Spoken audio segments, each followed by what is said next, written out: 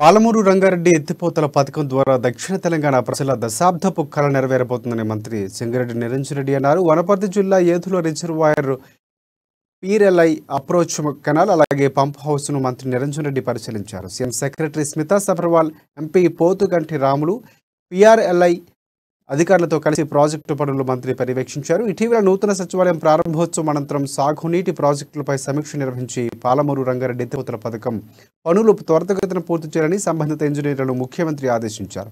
దీంతో పాలమూరు రంగారెడ్డి ఎత్తిపోతల పథకంలోని నార్లాపూర్ రిజర్వాయర్ పంపు పనులు పరిశీలించినట్లు మంత్రి చెప్పారు. భవిష్యత్తులో నీటి ఇబ్బందులు రాకుండా ఉన్న నీటి కేటాయింపులతో ఈ ప్రాంత ప్రజల అవసరాలు తీర్చేందుకు ఈ పథకం చేపట్టినట్లు మంత్రి తెలిపారు.